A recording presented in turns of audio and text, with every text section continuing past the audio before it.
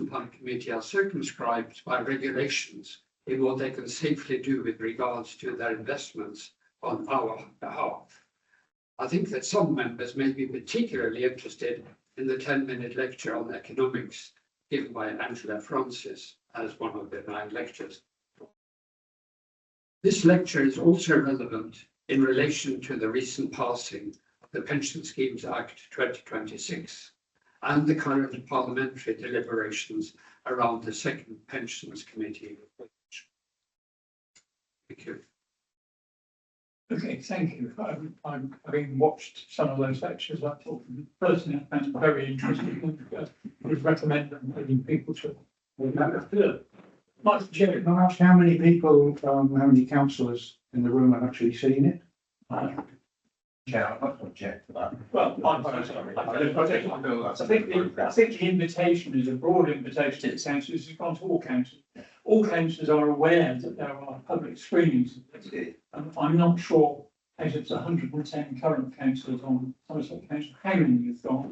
I know of several. Councillors Certainly not going to sit here and embarrass them by saying I know that Fred Bloggs has watched it, because they were sitting next to me at the venue. So I'm not going to do that.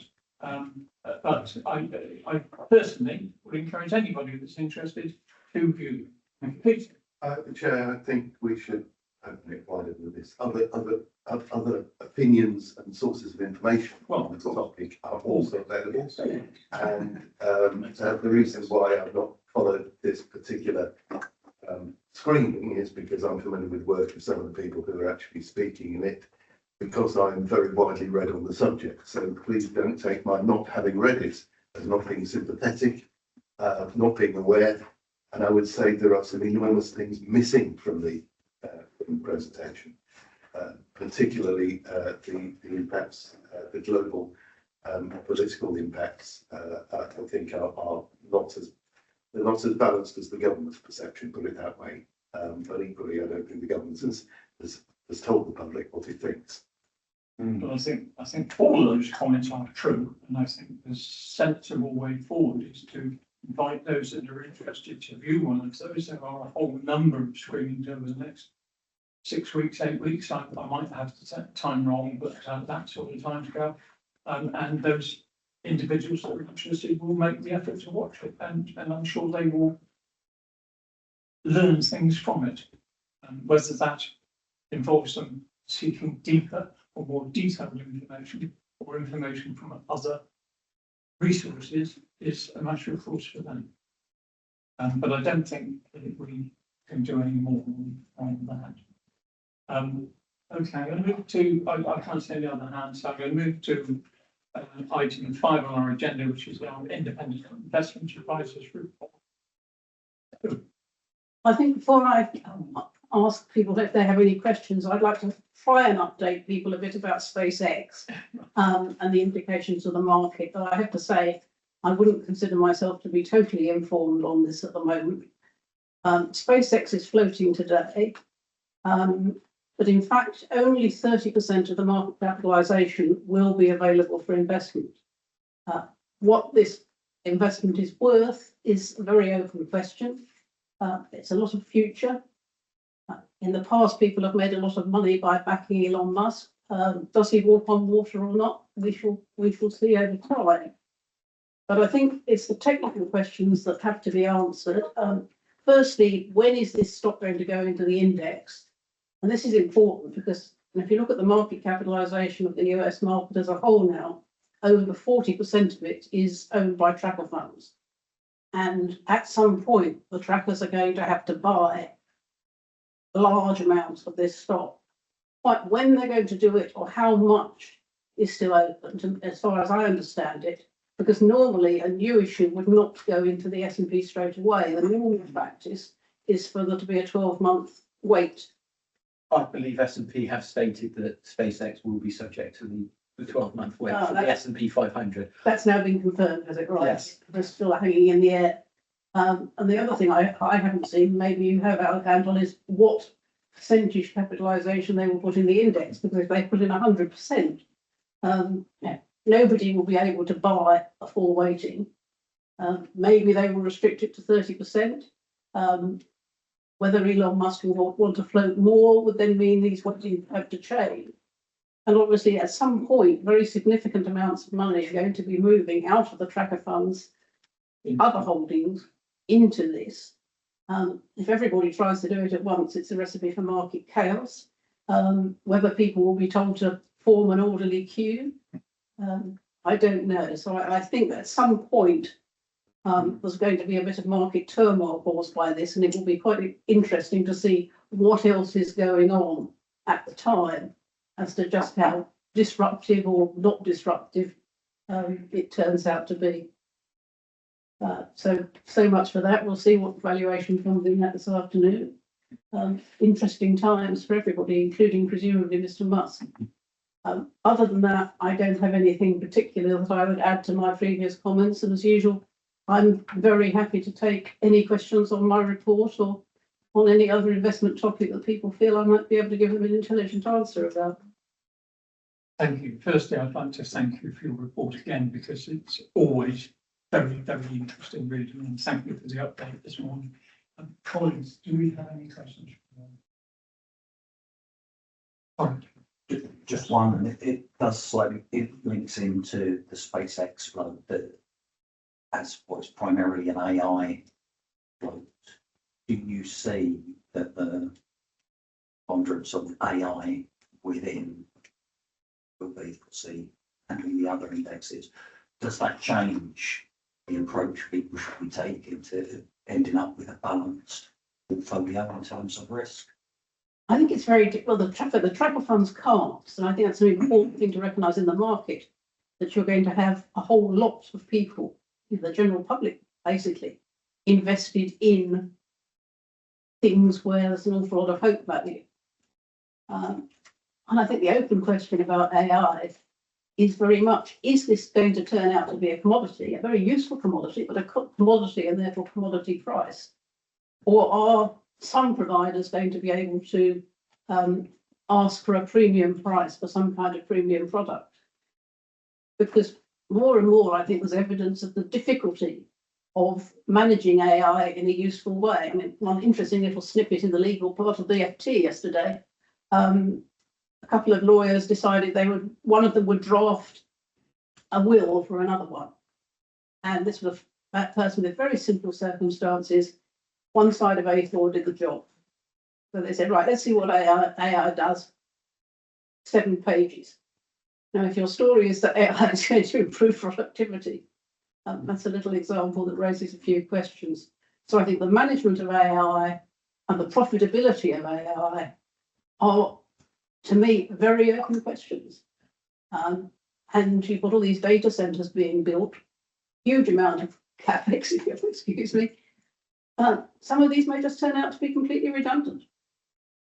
So I do think that the market is becoming more risky, because it is more difficult to say with any certainty that, yes, these people are going to produce profits in another year. Whereas if you're investing in more traditional businesses, I mean, to take the other end of the spectrum, the food business, it's, X some extraordinary shock, you can be fairly certain about the predictability of earnings. So now I think it is making equity markets potentially more volatile, higher risk. There is a certain amount, so that this is a rinse and repeat of what happens when new tech, in a general sense, comes along, starts generating lots of excitement, lots of capital expenditure, lots of future promises.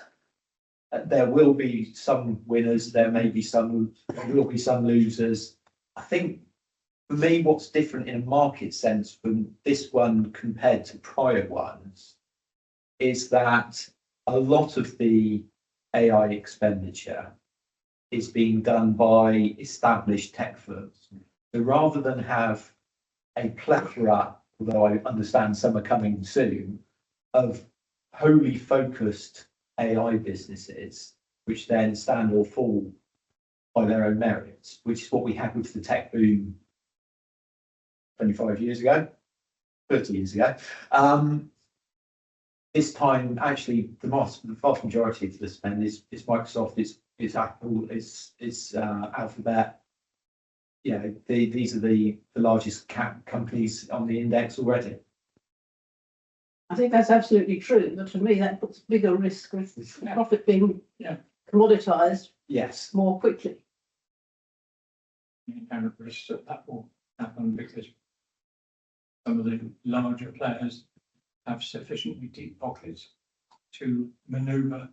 I would also say we're at a point of quite high risk in the markets Anyway, both geopolitically and also because markets by normal standards are relatively expensive, and it's been an absolute age since we've had a proper correction. I think that's absolutely true. It's also true that the US now is 70% of global market capitalization.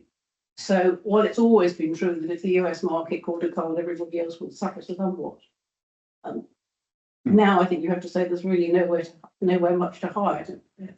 You're left with a very small market cap and a very limited range of alternative investments. So yes, I think there is a lot more risk out there, but I'm not sure what the alternatives are to working with that risk. for a couple of councillors, Peter and then Herbie, please. Peter? You've referred a couple of times to commoditisation. Surely what we're talking about is the removal of a particular single enterprise to gain a specific advantage because the information available to the consumer is becoming more balanced, and thus it's more likely that you'll be trading at the market clearing price. And the question is that market clearing price going to make the returns that make it easier to make your investment decisions? Yeah. Right. So commoditisation is stability rather than opportunity to make a quick buck. It may be both, Both, yeah. Both. Hopefully both, but yes.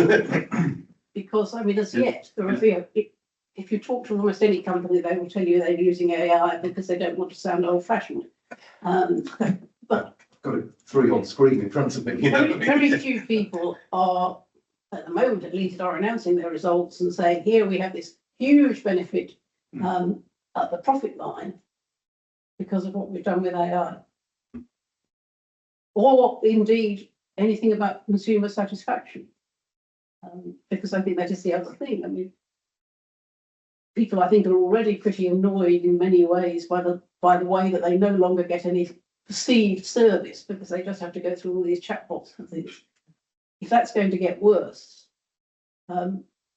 you may end up with a consumer who is less and less happy with the product they're getting and therefore possibly less willing to consume it. Now, with the bank, you don't have a choice, but with other things you probably do. And I think the worry is you get this sort of drive down to here's this clever bit of tech. I mean, I've recently bought tickets at the Royal Opera House. Now, you used to get a bit of paper. Then you've got something you could print off. Now you have a QR code which updates every half hour. It drives me mad. What benefit is to the consumer in that? I'm not even sure what benefit there is to the Royal Opera House. Indeed, it is strong, and one of the things that I find particularly irritating by this is I've recently been plagued by bots phoning me, ostensibly real people with a regional accent, but if you answer the question incorrectly, they just revert back. So it's obviously a recording, and I mean, the first couple were amusing to wind up, but after that it was just a bore. But it's there's a long way to go. And I've got a beat and then David, please. Caroline, in terms of obviously risk is a big issue here. In terms of how do we actually de-risk it? What are the tools available for us to ensure that at least for the short, medium term, we can actually de-risk some of these AIs coming in through the market? Is there any plan that we can actually put in place to ensure that, you know, our risks are limited at least Well, of course, now that you're going to be out, if investment will be effective at some distance from it, there's not much you can do yourselves. You have to hope that your investment managers have a plan not to be caught out by bad investments. It's just going to be, I think, needing to have people who are prepared to ask difficult questions of companies. And be sure that people who are telling them that they're improving their profitability with AI can actually give them hard evidence as to exactly what this has done and what has it done to the profit margin. Because if companies are able to just come out with a lot of flowery language and the investment managers say, yeah, this is wonderful, as it's happened with the tech bubble, to be fair.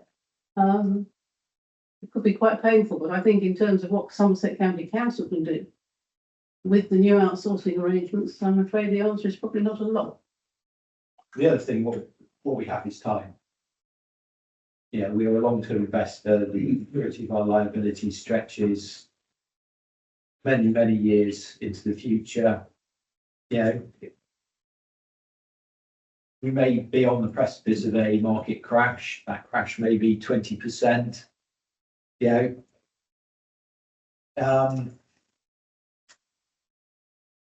Sorry, I just saw a message that somewhat distracted me. Is that Yeah. the crash? Just tell me it's not 10%. It was actually saying that there's bailiffs at County Hall. Genuinely. And it may mean that on a treasury side, Yes, I need kind to be on top of the payment later today. There may be a correction of 20%, but over time that works out. I've now got data of our list funds returns, actually probably going back 45 years, but quarterly data going back the 23 years I've been here. We make 7% a year. That's not bad, is it? That's not this year or next year. That's every year over prolonged periods, including the dot-com bubble, including actually, as I say, it goes back before I was here, so including the market turmoil around the dot-com bubble. We got the global financial crisis of 2010. It's all in there. It all averages out. So if you've got time, yes, you want to do the best you can to avoid idiosyncratic elements. So if SpaceX blows up, we'd like to think our managers were reasonably sensible to avoid it or underweight it in some shape or form, to use a specific example. Overall, it's about exposure to the market over the long term. What you don't want to find yourself in is a situation where a lot of the things you own actually disappear. I mean, if you were badly invested in the dot-com bubble, there were an awful lot of companies that just disappeared, imploded. If you're talking about the market, the general market setback, and basically sound investments fall in 20, 25, 30%, or even more, as I can remember in 1974. Yes, those over time will come back, but if you own things that go bust, that money doesn't get recovered. So you do want to be sure that your managers don't get seduced by things that go bust, or by companies that used to be decent companies and get seduced into going into bad businesses. I mean, GEC would be the classic example, which used to be a good core engineering company, electronics company that over the years made steady money. In the dot-com bubble, its management got seduced by the idea of doing all kinds of clever things, and GEC no longer exists.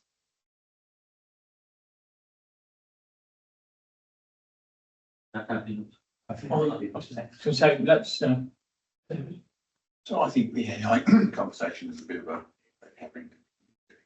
What to say? I was looking for somebody to work out whether I was working or not. I wouldn't ask two lawyers whose future depended upon it. They would be the people who would say it's not working, you shouldn't invest in it. They're the very people. We've got a long-term investment fund here, which will, still in 80 years' time, will be paying out. Will be a different place in 80 years. If you think we're like 80 years ago, we didn't have a jet engine, we were still fighting World War. television was still black and white. And, you know, we had a king, for the Queen. So there's a long way to go here. I think we just have to have faith and confidence in our investment team that we invest through and let them make the decisions, because, you know, we're not well enough informed about AI. But I tell you, the world will be very different from my granddaughters. Their old age. It will be very different from what I grew up in for many of us. I think we just have to be sure that our investment managers Are on the ball. are on the ball. Yeah. Peter, you want to go? Yeah, just one last, investment, we focus very much on broad categories of things and on technologies in these discussions. The reality is businesses succeed or fail on the leadership. And the reason why SpaceX has become such a big in this debate is because it's a very charismatic, very capable leader at the moment. Somebody who actually took their eye off the ball earlier in the year, went off chasing something else during presidential campaigns and so on and so forth. And the company was a very different company while he was distracted. It returned to something like the old company when he returned, and at present it's actually morphing into a third company, something which may end up more investable, but it's not actually Elon Musk driving it. It's a very capable woman driving SpaceX at the moment, and it's leadership. And you know, I go back to things my father was an old-fashioned stockbroker with double entry bookkeeping. And he used to say, you just look at the people. Are you going to invest in these people? Because they're the ones who rise to the top in any given market. That's absolutely right. Making sure that our management, that our team is on the ball at all times is where we need to be. Appreciate the track records, no guarantee of future, whatever it was. I think it was a 45-year period, Anton quoted, 7% of year on year, right the way through the various bubbles and the various crashes. I would suggest is showing a decent team. Might not be the most spectacular over that period, but it certainly won't be the worst over that period. And that 7% has allowed us to do what we need to do, which is fund the pensions of our pensioners and to make sure that we can continue to do so for the pensions that are live within the scheme now. Are there any further questions or comments? I'm not seeing anybody online. Please put your hand up online if you want to ask a question.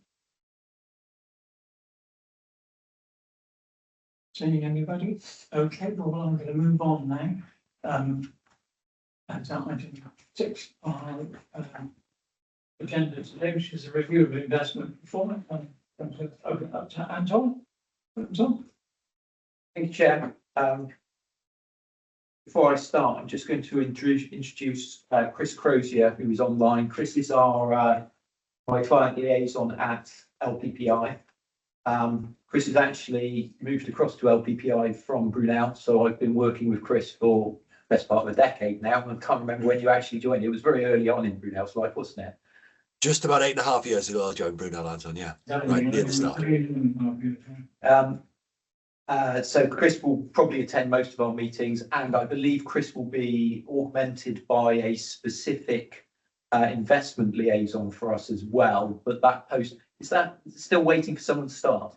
So the person has been appointed. They haven't started yet.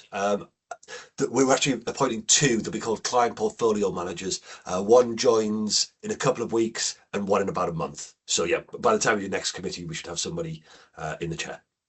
And good morning. Nice to meet you all, by the way. Good morning, Chris, and welcome from the chair. And I look forward to meeting you again soon. Thank you. Okay. So then, moving on to my investment report as usual, and I'm going to just restrict my comments to the combined funds. So starting in section 16 on page 44 of the pack. We continue to see volatility in markets. The period to March is very heavily impacted by the start of Trump's and Israel's actions with Iran on the 28th of February. So prior to that, markets were broadly up in the quarter. As you can see on this, markets ended the quarter a little bit down in general, although there was good performance still in some areas. I think it's fair to say that Brunel's equity funds have performed pretty badly for the last year. I don't think that is specifically linked to what is happening to Brunel in a wider context, because those are managed by third-party managers in large part who are ongoing businesses that need to deliver for clients other than Brunel that they hope are ongoing. And actually, in a startling area of timing, the vast majority of our assets who pass to LPPI in their current state at the moment, and those very same funds actually outperformed quite noticeably in April. So it's just one of those quirks of timing. If we move from the quarter to the longer term on the following page, I mean, the 1 year to March, a return of 10.4%. Yes, it's massively below the benchmark, and that's very disappointing. But 10% for a year's investment is still quite significant. And then moving that on to section 16.6, you can see despite a reduction in the graph for that quarter, we are considerably ahead of where we need to be on the against the discount rate within the valuation. And actually, it feels like we've only just finished the valuation for various reasons, but we're 15 months through a 3-year period. We're almost halfway. By the time we next meet in September, we are basically halfway. So, yeah, in that sense, we're in pretty good shape. Accepting that Carol and I both indicated that actually the markets are frothy, and it wouldn't be the biggest surprise in the world if we had a significant market correction. That was all I was going. Oh, I should point out in the pooling update, you will notice that our amount pooled dropped by about 5% of the fund. That is a technicality. So as at 31st of March, Brunel was still our pool. As part of the process of moving across to LPPI, we transitioned the Brunel emerging market portfolio in the last week of March. That was transitioned to a product that was not managed by Brunel, therefore was not pooled, but was designed to be taken on by LPPI from the 1st of April. So effectively, one part of our portfolio was not pooled for a week before it then became repooled as we moved across to LPPI. So I thought it worth pointing out that slight oddity. Actually, in a more granular sense, what we did was we moved from an ACS managed by Brunel, sorry, authorised contractual scheme, it's a type of unit trust, managed by Brunel, with 3 underlying managers, which was Stewart, or an affiliate of Stewart, because there was something strange going on there, but I shan't bore you with that. A company called Robeco and a company called Investec. sorry, they're not Investec anymore, they're called 91, but changed their name about 3 years ago, and I'm well out of date. And what we did was then move into two products, one offered by 91 and one offered by Robeco. So we moved from a 3 portfolio manager to a 2 portfolio manager, and those parts of the 2 portfolio manager would basically offer exactly the same thing. So in the underlying essence of the actual stocks we held changed marginally, but it was an oddity, and it does mean that we look like in our rush to pull, we've actually taken a sizable step backwards, but as I say, that's very much a temporary thing. I suspect when I report on June, I will probably be showing something like 99%. Happy to take questions on any aspect of the report. Michael. No microphones. No, just this, Just speak. it's in the air. Just In the air. I just wanted to, it's the technicality of another pooling authority taking on what was Brunel, and you just explained one instance where it didn't go entirely smoothly, but No, the process was very smooth. Yes, It was but it had a blip. It had a blip on it the. had a impact on a statistic. So I'm just wondering how they incorporate the different stance. Is there any difference in stance between the two? No, in the short term, no. So 2 other portfolios that were in the Brunel ACS, the Global High Alpha and the Small Cap, what happened is LPPI within its ACS structure literally mirrored them. So yes, we sold units in one ACS and units in the other. What physically happened was all the stock we owned in one ACS literally just got re-registered in the other. So what we own absolutely did not change. Within the passive gilts, passive index linked, corporate bonds, and multi-asset credit portfolios, those were already outside of the Brunel ACS structure. They were held directly in units managed by the underlying funds. The management of those funds has just moved to LPPI. So we literally own exactly the same funds with exactly the same underlying things. Same with the property, same with the private markets.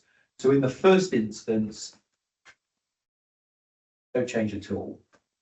I'll talk about what's going to happen next later because it's more pertinent to another part of the agenda. Right. So this sheet on page 44 will change next time we look at it. It won't say Brunel passive gilt equities. It will say something else. It'll say LPPI. Yeah, But the underlying, what we actually own, when you say, well, what is the pool fund you own and what are the underlying investments of that pool fund? Virtually nothing changed. right. Good. It was minimal change all round. We don't know yet what offerings we're going to get, do we, from LPPI in terms of choice? I'll cover that when under a later idea. Writer. Thank you. Sorry, I want to tell you the way, Chair. It won't change anything, and we're probably restricted by the rules. But I'm just minded when you were talking about paragraph 16.6, which is the performance pretty much in relation to the actuarial cycle. This time around, I think we got a slightly surprising reduction in contributions as a result of the valuation. And as you quite rightly pointed out, we didn't have to follow that, but we and I, the police authority, could have said, we'll maintain our contributions at the level. There's obviously a big step, because if we're not following the professional advice each time, then suddenly we need to make that judgment every time. But I should say that this is going to go up again. the rates certified by the actuary are always a minimum. Yeah, if employers wish to pay more, and on occasions we have had employers, it's pretty rare, I grant you, and it's not been the major councils. but we have had employers choose to pay in additional sums above what the actuary is certified. Bear in mind that the graph here and the performance against target mostly impacts the surplus or deficit, and therefore the secondary contributions. Although there are linkages, it doesn't directly impact the primary contributions, which actually make up the vast majority of contributions or the vast majority of employers. So that bit that's a percentage of salary, and indeed, I think the police, if I remember rightly, I think police are fully funded at the moment on paying deficit recovery. Or, no, you are still. Sorry, It looks much better than it did at pre-ban. yes, but most of that is the increase in yields within guilds. Which is why I think. And I think it's, I mean, my opinion is to some extent in a broad sense, rather than a specific where they are today. The anomaly was gilts at yields of 0.5%, which we had for a decade. And gilt yields in the sort of 4 to 5% range is actually far more normal, and historically is definitely more normal. So, As I said, I don't think there's an immediate change. I think in my mind, I would like some smoothing mechanism, but I don't know that so also your comment about what is normal. I'm not sure we're moving into a period which will be the same normal as the previous normal. They never are. No two normals are normal. I should point out that That's very normal. that within Normally the case. within the valuation itself are various smoothing mechanisms. So one of those is they specifically smooth financial data for 3 months either side of the valuation date, so that you don't get idiosyncratic results related to the specificness of what happens at the 31st of March. I always use the example there of what on earth would it have looked like if we'd had a valuation in COVID year if you didn't have a smoothing mechanism. But there's other things. So within the actuary's discount rate, there is a specific element for prudence, where they're basically saying we're going to build in a margin of error on what the raw data says. Some of that is to manage specific risks, and there's a list of them in the documentation. Anyone who wants that documentation, I can make it available to you. Probably have already made it available to you. But also, I think it's fair to say that the level of prudence that the actuary applies will, in some sense, one of the factors will be level of markets and how expensive they are. So if we had a valuation immediately post a crash, well, suddenly markets at 20-30% off current levels historically might look reasonable value or good value, and therefore the actuary may choose, and may not, to make an adjustment to that prudence level to smooth it. Yeah, one of the things within both the LGPS rates and our funding strategy statement talks about the consistency of employer contributions. So it is always explicitly part of the conversation, but there's only so much you can smooth.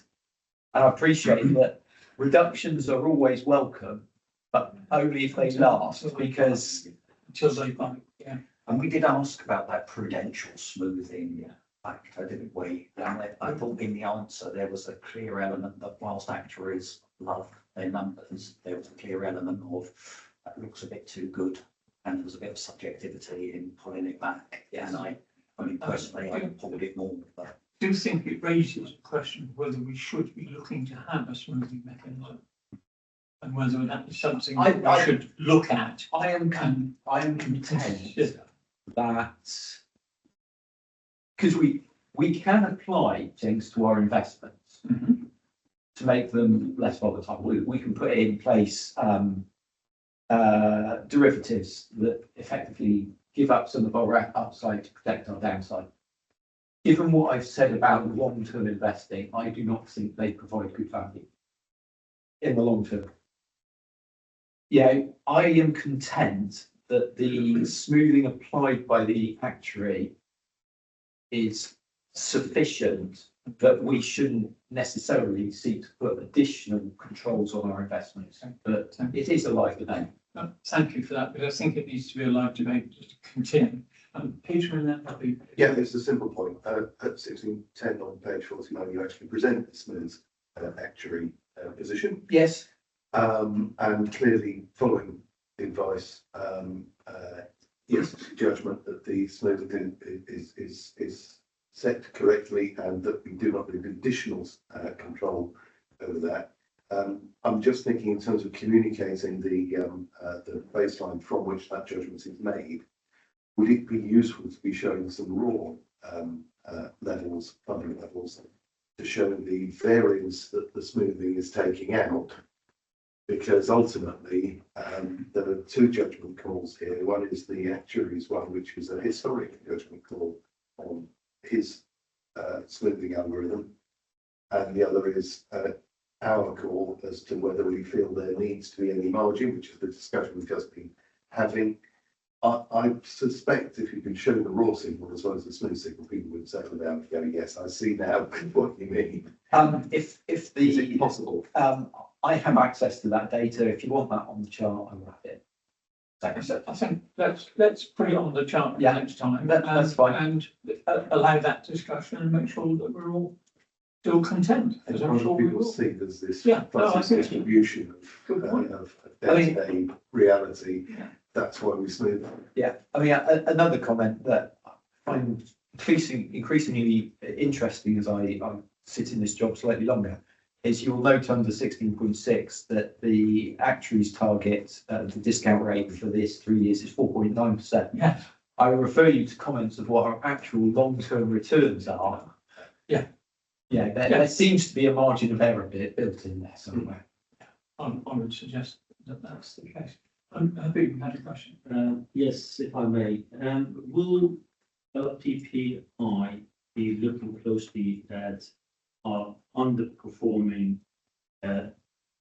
equities, such as global high offer equity, UK equity, and global smaller companies? And being a local pensions partnership investment, would they be looking at local investments? Is that something that, you are envisaging? And areas that have shown high performance over the years, such as medical science? Okay, there's quite a lot to unpack there. So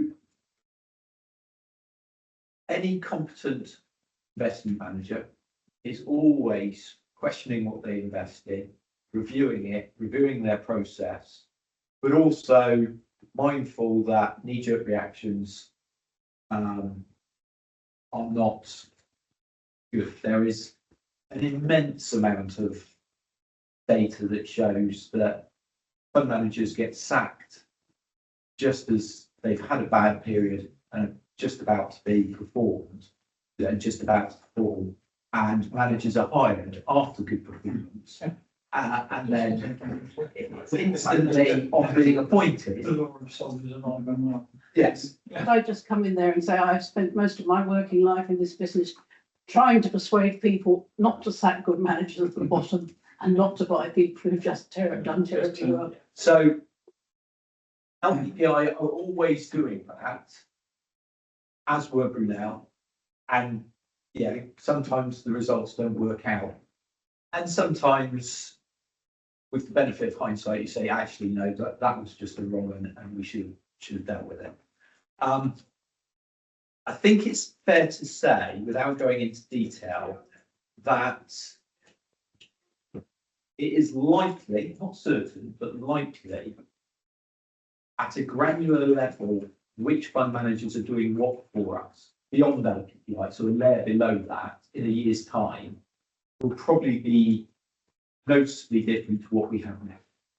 I'll come back to that when we come to the point in the agenda where it's more pertinent in terms of how we move forward from here. In terms of local, under the Fit for Future regime the government has introduced, we will be specifically required in our investment strategy statement to state what we want or don't want to do about local. I will leave it at the moment as to the wisdom or otherwise of that. That's a debate for a different day. But we will specifically have to adjust that point. On that point, if I might ask, just locally. So the government has been imprecise about that. And so it is to at some level for us to define it, and some of that conversation has to be in conversation with LPPI, because if we defined it as you can only invest in businesses whose registered address is a TA1 postcode, for instance. Yeah, my patch. Yeah, my patch. Yeah. Yeah. I don't mind that. I think they would struggle to deliver anything sensible to us. Yeah. So I think from the government's point of view, as long as you define local as within the UK, Absolutely, that's they're not really that bothered. right. I think That's useful. it's more likely that we will talk about regions, possibly the area covered by LPPI client funds as a group.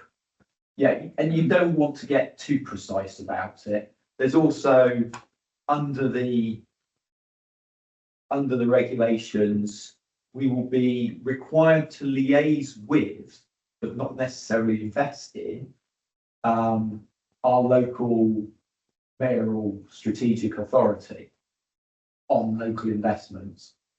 Well, that's clearly going to involve what is currently, by my understanding, for Somerset, that's likely to be with Devon and Wiltshire. Wiltshire aren't part of Dorset.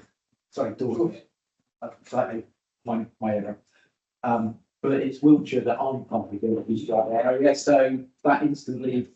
So I don't think you want to be overly prescriptive.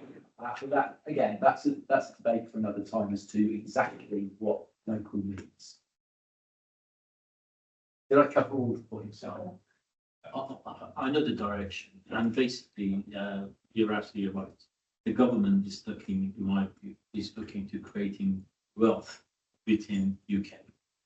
And if there are those industries that are actually shown persistent sort of performance, then they would want you regionally, nationally to invest in those areas. I think that's a direction. Okay, so this report is to note, I think. We're all content to note that report. Yeah. Thank you. We'll move on then to item 7, which is a review of the administration performance. Rachel, good morning and welcome as ever. Hello, good morning, everybody. Thank you, Chair. So I'll just give you the usual performance update and give you an overview of what the team have been undertaking.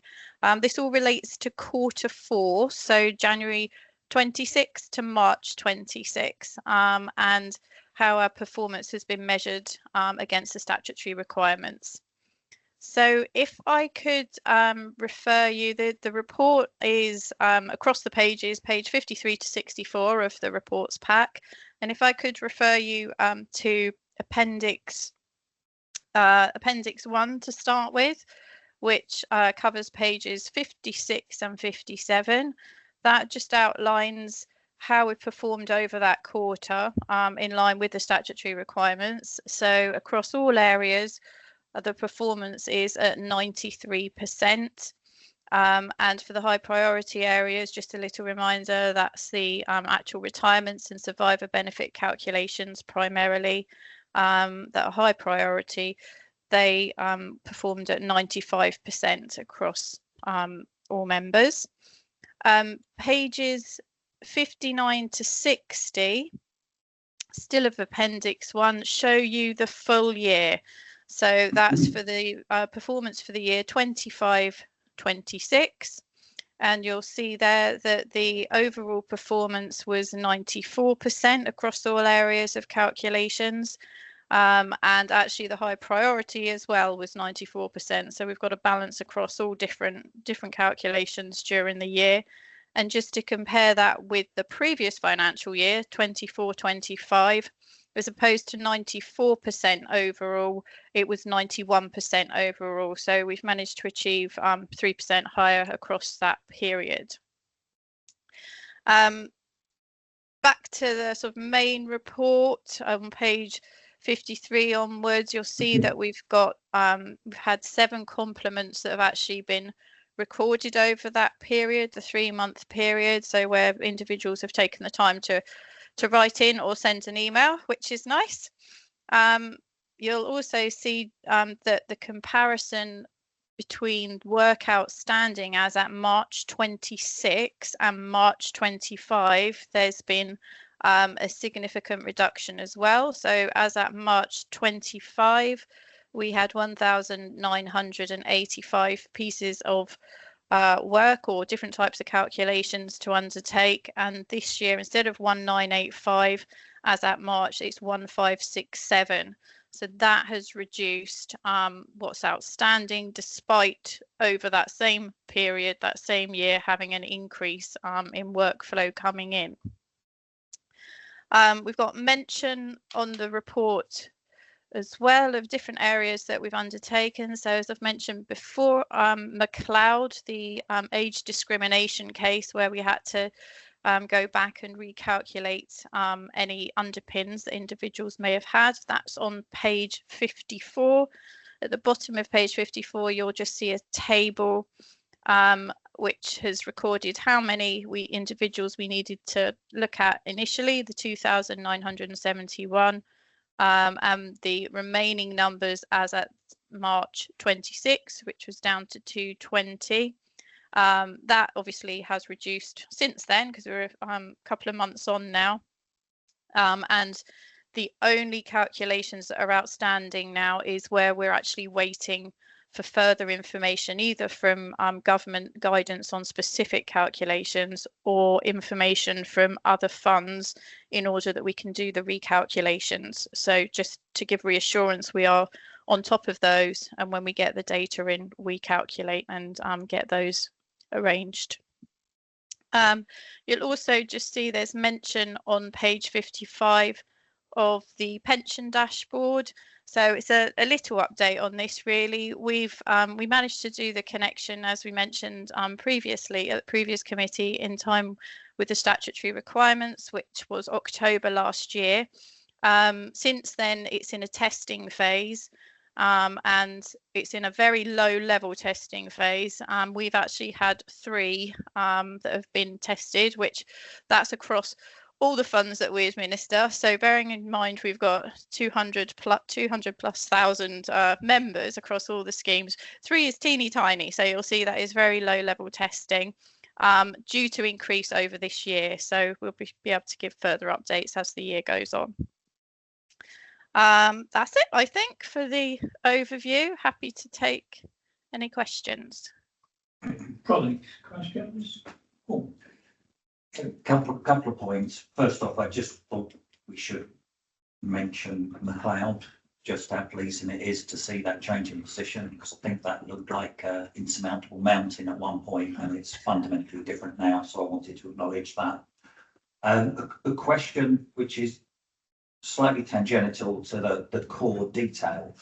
I know there's not a huge number of complaints there on high priority. I think it's only 22.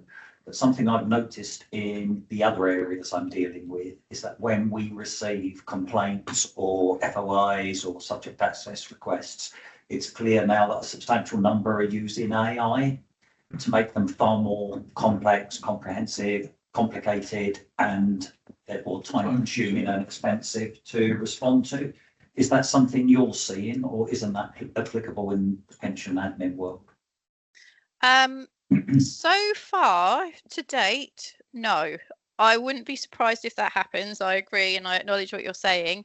But the certainly the higher level complaints that I deal with, I haven't seen that at all. The use of AI. Well, it's not obvious, I should say, when I'm looking at it. And I haven't had that fed back from the team either. So at the minute, no. Thank you. And certainly the IDRP2 cases that come to me, that's definitely not the case. That's good. Unfortunately, not wishing to rain on anyone's parade, the IDRP cases I'm dealing with elsewhere, where in different happened or a different scheme, got a couple of AI, and it's got complicated because questions asked are not necessarily relevant, but they do generate a great deal of angst and head scratching as to where to get the information because it's not relevant. And so let's hope that AI diminishes rather than increases in that sense. AI actually becomes intelligent enough to not ask a stupid question. Very well, we'll just use AI to respond to the AI questions. Well, yeah, I mean, That's two questions for me. So again, picking up the cloud, I think the deadline is 31st of August for when we issue the benefit statements. Is that right? That's correct, yes. So if I add your numbers up of those 220 that have been dealt with, you seem fairly confident of them. Is there a plan if some of them are still outstanding at the 31st of August? Because I suspect they will be. Yeah, so That's the first one. we have the problem we've got is some funds haven't got the correct software to be able to provide us with revised calculations when someone's moved from one fund to another. That's what the problem is with the majority of those cases.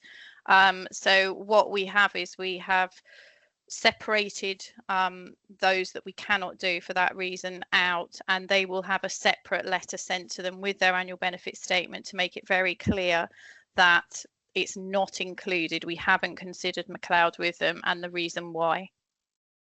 Thank you. And then the second one, only because I'm dealing with it with a different pension scheme at the moment, the dashboard. So as I understand it, they're about to move to thousands of testers in the large scale test. In my other scheme, we know who they are. We know which members are actually signed up for that. Is that something that we know within your area? And have we encouraged people to do it so we can actually stress test the system? Certainly we haven't encouraged, no, that hasn't happened. And we haven't got a list of anybody, we haven't been given anything in advance. So that's actually quite interesting to hear that. So that's you're saying other funds have encouraged people to be part of the testing. Purely because we will then stress test our system. Yeah, no, I'll take that away and speak to sorry. Be clear, Rachel, David is talking about a private scheme, so it's not another LGPS scheme that's been approached in that. Right. Okay. I will still take it away and ask the question, because obviously if we can do something like that with LGPS, that makes us more robust, doesn't it, when it goes live? So happy to take that away and find out if that's a possibility. I seem to remember that in the last meeting you told us that you had done some testing at a fairly statistically insignificant number of cases, but we have done some testing and have managed to correctly link to the system. That's right. We had 3 on this report. We are now up to grand total of 5 in live terms. But yeah, I will take that away and ask the question. Thank you. Okay. Any other questions for Rachel, please? No, fine. Okay. We're asked to note the actions and the report and continue trying to ensure that the compliance and best practices proceed as normal, which of course we are doing. So I'd like to thank you for your contribution this morning. Always a pleasure. She is on the next. You're on the next one as well. Well, So we'll move to item 8, which is a review of the employer performance. So, Rachel, we need to talk to you again. Okay. Sorry, twice. No, don't be sorry. Yeah, so obviously this is a slightly different report. We've done the administration and Peninsula Pensions Team report. This is now a bit of a summary of employers in general across the fund, summarising what some of the data around them. So you will see if you go to page 68, Appendix 1, I guess if we start there, page 68 will show you the leavers information. So this is notifications that have received during that same period, 1st of January to the 31st of March. So you'll see that over that period we received 650 different types of leavers, and that's broken down in the table at the bottom. So you can see the top number of those is, as usual, deferred benefits. It's normally a bit of a between deferred benefits and refunds, they're quite similar. They're normally the higher up ones, but deferred's obviously highest there, and it shows you all the different types of retirements as well that we've had over that quarter.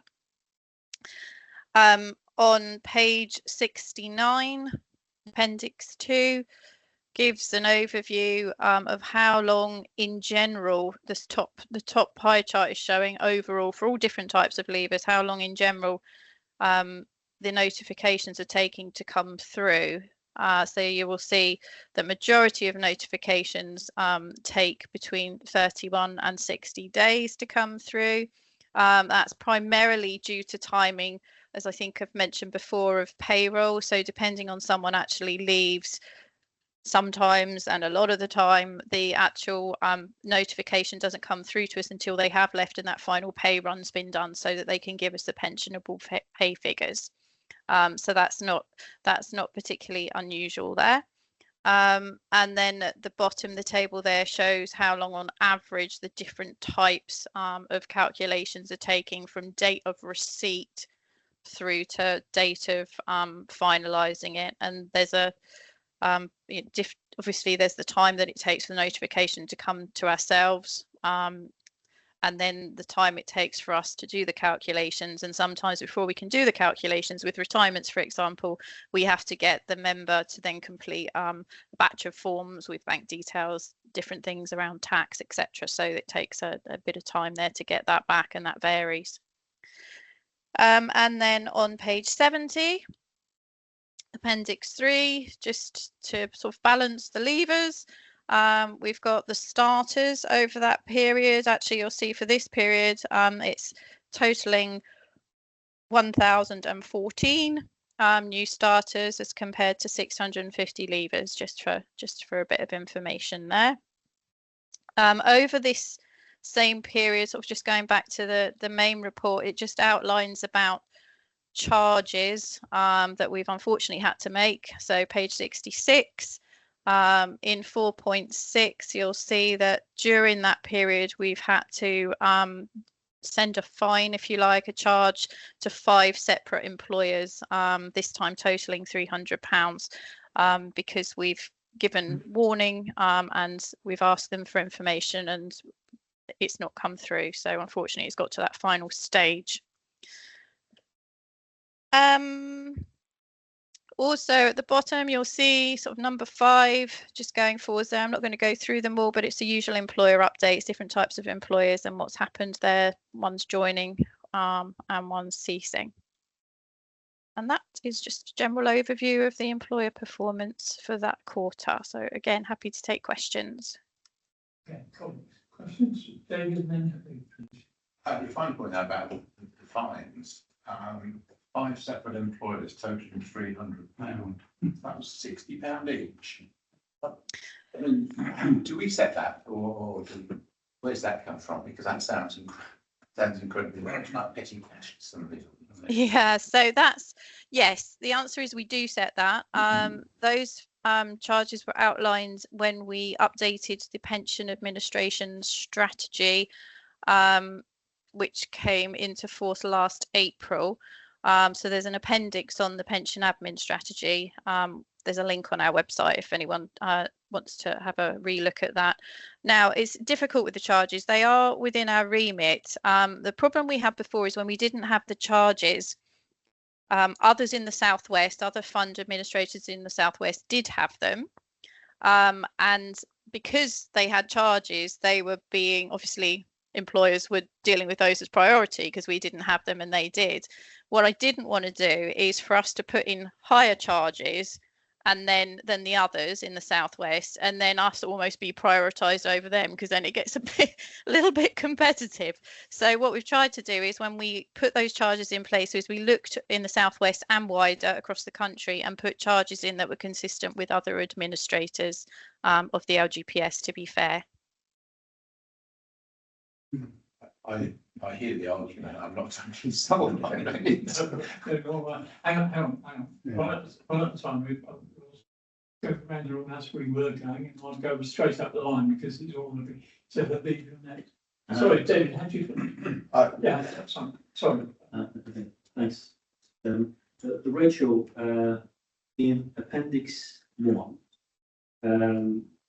basically, what are 72 leave cases still recorded as waiting to be determined, and what controls are in place to ensure these members do not experience delay in receiving their pensions?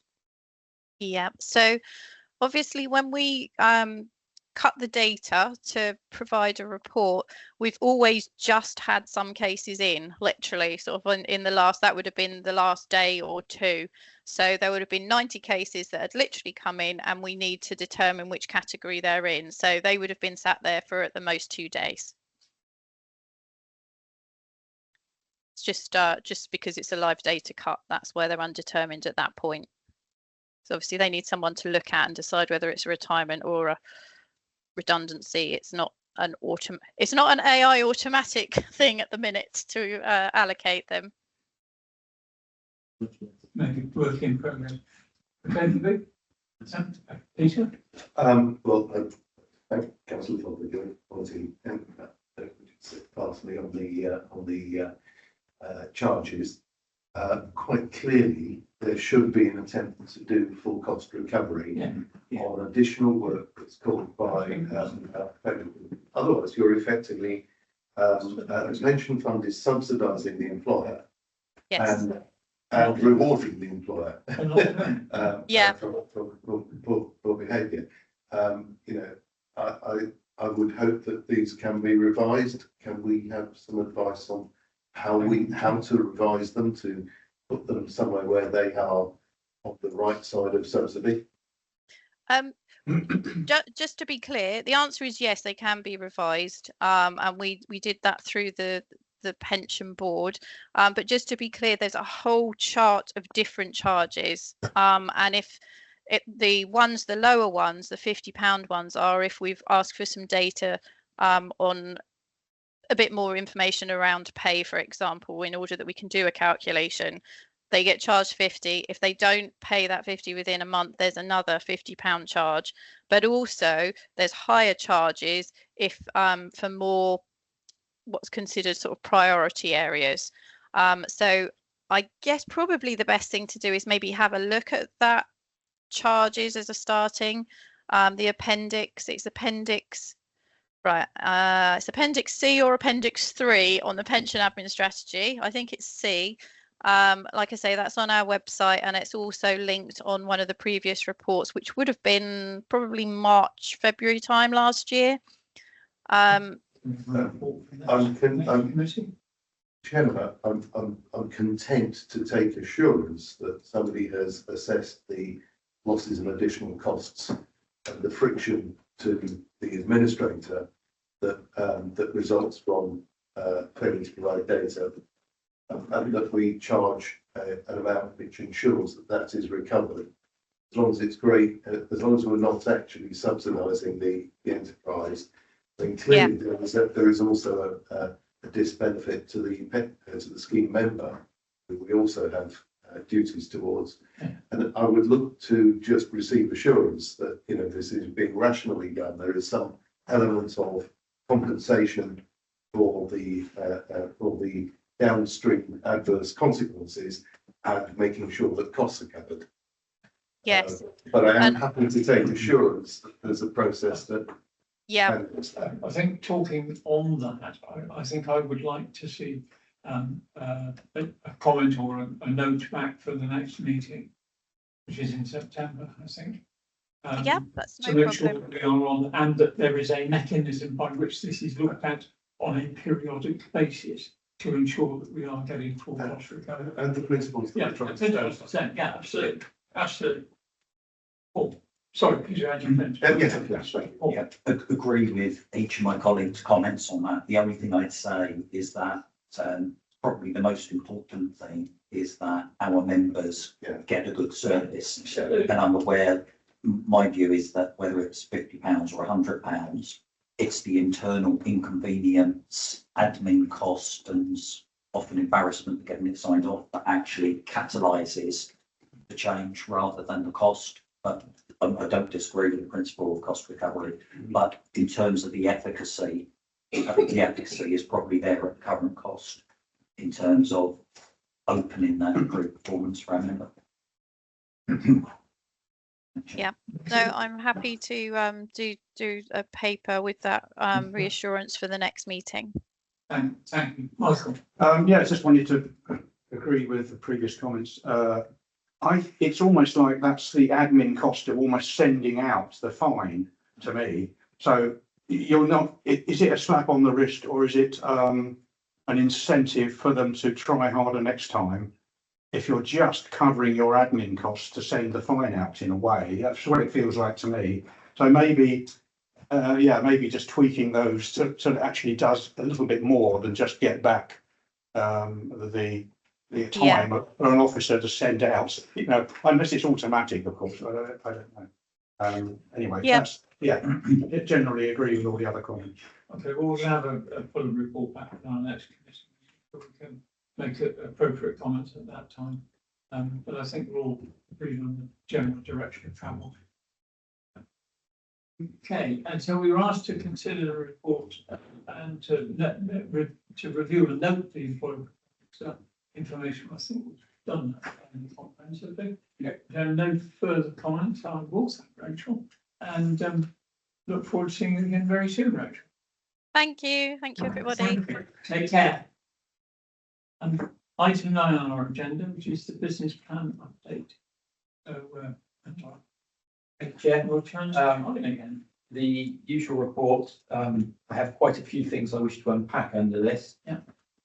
So firstly, an update on where we are with legislation and regulations.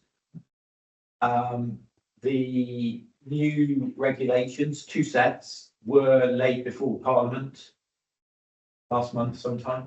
I think I did email you out. And they come into force on the 30th of June. Compared to the draft, the main changes are some of the timescales. So we've been given a little longer in our transition period between LPPI and Brunel. So it was in the original draft 21 days. It's now 3 months. I think we would have actually, in hindsight, I think we probably would have made the definition within the 21 days, but it's nice to know that we had a bit longer. Probably of more relevance is that the date by which we have to appoint or nominate a senior LGPS officer is now by the 31st of December. Similarly, therefore, the date at which we need to appoint a independent advisor is the 31st of December.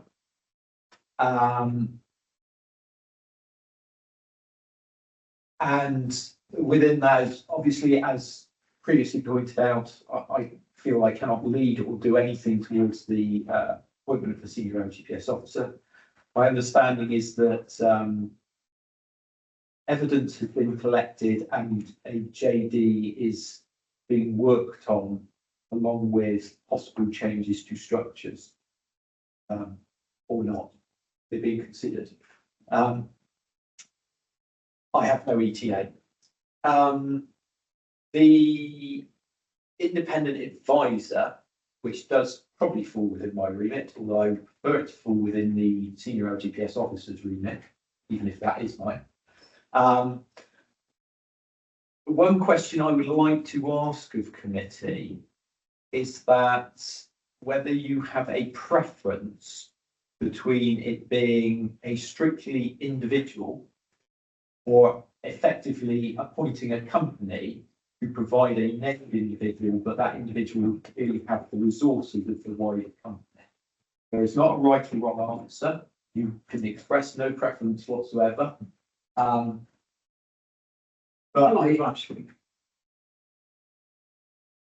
I think there are advantages and disadvantages to either. I suppose my only personal preference is that the process for appointing a company is probably easier and definitely less supply constrained. Because obviously there's 89 funds in England and Wales all beavering away to appoint an advisor, and therefore the number of standalone individuals that will meet the guidance as yet not provided is limited. Whereas you would have thought that firms of professional trustees and professional advisors have more flexibility to meet the requirements. I suppose what I'm saying there is also if I went down the route of trying to appoint an individual and no suitable individual was identified, then clearly the fallback would be to appoint a company. I just put something in here, which is that I know that a number of funds have approached a number of companies who said this is not something we want to do. So it's not as easy as, sorry, let's not. Yeah, it is a business, it's the business that a lot of people are not interested in, and they're both for individuals and companies, they're worried about being able to get insurance for it. So it's not going to be simple. Yeah, I get that. And I also, the mechanism by which any effect could be had is getting very long, tenuous, and so many links in it now that I think it would be problematic for an insurer and indeed for an individual to give, good service need in either case. My question was going to be, surely we have a similar advice requirement in the council rather than the fund for treasury management, do we not? It is a different type of advice. And the company that we do currently contract within the Council for Treasury Management Advice, Arlene Close, specifically only offer treasury management advice. They, as far as I'm aware, have no ambition to branch out into this area. So my simple answer is a synergy or avoiding a procurement by sort of tacking it onto that contract is not viable. As much as it's a lovely idea, it's not viable, in my opinion. I mean, obviously, if we chose to go out to a company and Arlene Close chose to bid, then that's different. But I've heard nothing of. I have regular contact with Arlene Close. I would be astounded from their prior record on other things if they didn't want to point out that they were looking to offer this service. Okay, And I So- had no such contact. okay, that's clearly understood. Are we suggesting then that there may be a whole new area of business sponsored, but supported by the only people that can actually get sufficient insurance to cover themselves, to become that individual? Because that's what it's starting to sound like. Sorry if that's a convoluted way of putting it. I mean, at the end of the day, I'm aware of other funds who are further through this process. I believe Devon have sought a company and are reasonably advanced in their procurement work. I have had an individual email me directly and said they'd be interested in the post. I have had a company that is effectively a recruitment consultant for professional trustees contact me. So there are both things. There is a shortage of people, but there is also people approaching me to offer services on a range of levels. My understanding is that some professional trustee type companies are offering to bid for at least some of these. I also understand that the professional services firms that have long-standing links with the LGPS, so investment consultancies, actuaries, are at least considering whether they wish to bid for some business. It's, I suppose I should also point out that, as ever with regulations, there is the embarrassment of not doing it by the 31st of December. I'm not sure that the penalties in the short term would be consequential. Government, it's one of those strange things with regulations. You breach it and someone needs to care to do something about it. A live example for me in the last couple of years is, due to the audit regimes, we have not been able to publish a completed annual report for the fund by the 1st of December, which is the deadline in the regulations. We are one of probably 89 funds in England or Wales that have done that in each of the last 2 or 3 years. I've seen absolutely no comeback, consequence or anything about that. So I think there will be some, I think it would be different if we had shown no appetite to try by the deadline, as opposed to we just hadn't quite got over the line. Okay, I'm not seeing any specific, not questions, but no specific feeling as to how I might resolve this. Chairman, if I can answer the question that was asked. Yeah. Hiring individuals is done on reputation. You would know who you wanted. I don't think I would know the individuals. No, sorry. I think you would know if the person approaching you was someone you were interested in dealing with, and you'd be coming to us and. At the end of the day, it would be a recruitment exercise. So I would seek to speak to HR about how we recruited someone through adverts, etc. I've got an individual that's expressed a preference. I would just tell them what the route is if we went down that route. Presuming the procurement can be effectively an individual approaches as doing business with us alongside big companies. Surely we would. If we did a procurement, an individual would be perfectly at liberty to bid as long as they met the requirements. So if I specifically put in the requirements, we would expect that, and that we would expect providers to be part of a wider firm that will provide them. Because one of the things that's also quite awkward is the level, the areas the government in draft guidance has indicated they wish them to have expertise across. Quite difficult for an individual to be able to fully cover all of those areas. And therefore, So that's exactly where my head was, and I was also thinking, but they wouldn't where's include, the downside for them? You know, yes, you need to be across all the markets globally, and you need to be across all market sectors. well, it's That not, one's a job. it's not just markets, they specifically need to be able to cover the administration side as well. Yeah. And all the So- governments and everything. So, Yeah. so there's, it's a very, very broad range of expertise that needs to be brought, presented. But ultimately, we do with, what do we do with the advice received? Well, that's up to you. Because because it's up to us, it's the liability. And Ultimately, the best thing about advice is you don't have to take it. Yes, Yeah, so you can there's a choose- downside. It sounds like, Yeah. I'm thinking can take of like that rushing risk. to this game.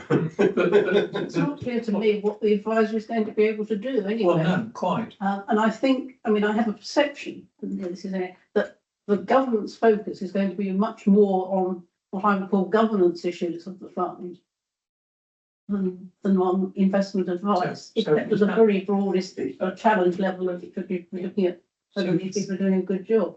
That would indicate a preference for a named individual from a company where the company has sufficient expertise and knowledge to provide the spread, because with all due respect, an individual, no matter how talented, is unlikely to be able to cover all of it. So I think we might end up looking at, I'm going to call them professional services. Just for, I just think it might be. If I go back to my answer, I think I'm still in the requirements are effectively being handed to us through a regulatory regime. Yes. So we have to put those into any procurement, whether it be an individual arrangement done directly, or whether it be an open procurement done the hope of attracting business. I agree with the points about delivery, and I'm sure that's part of the requirement that we have to get after. But I have no personal predisposition towards individual versus company. I just recognise that this game is very busy an individual, except a truly exceptional individual to be ticking all of the boxes. I think think you have a very small pool of people I think looking also- to the 89. I think the only reason that organisations and professional services companies are likely to go for this is if they were having a distinct market advantage by supporting more than half a dozen of the 89 pools. yeah. And I think individuals are just going to find it almost impossible to get insurance. And probably my other point is I Five hear what you're 89. saying. I hear what you're saying. Governance is going to be a core part of this this job. Looking at the governance job that's been set up, what we've done is we've done so much isolation of the individual fund by making it full and making arm's length arrangements. You've got several funds in within an investment company's portfolio. Where is the accountability? If you have Surrey going completely mad and not having an effect on anyone else, and their advisor has been advising the committee correctly, and the committee's gone completely mad. I'm just picking Surrey as an example. You know, it doesn't have any effect because Surrey aren't the people controlling the investments. They've employed a company in a pool, and other than the strategy that they said they wanted followed for their fund, you know, what's that committee actually doing? And there's so little option within the strategy. All we can do basically is say we like equities or we like bonds. Not allowed to be deliberately ethical over making money. You know, it is. We've become a highly restricted and increasingly regulated area. The government has allowed us very little discretion to do anything except report what's going on. Yeah. But it's almost like they're setting us up to take the fall if they can make a central program. We have to explain it to the people. If you get reform in power, they're saying they're going to take all the money in the LPPS and use it for UK investments. Okay,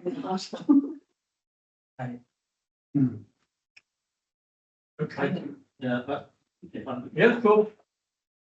I think in my view, we are creating another layer of we're looking at our regulations and I think how well we will be served by an individual advisor and how would they actually get the right indemnity in place and sort of liability. It is going to be complicated. Yeah.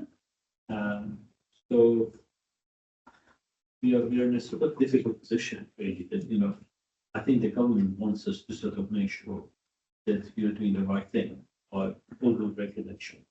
And yet, you know, they want us to invest more in, you know, in an area that they think is viable. So And then one we're way, making one long way runs. they're actually restricting us, and the other way is able to carry on. So I think they're in a very difficult position. But I would actually go towards more of a company than an individual, because at least they've got more coverage. Part of the next problem is as we've discussed, there are 89 funds. How on earth you can get that unless it's the economies of scale and a public services company taking on, I don't know, 25 of them or 30 or whatever.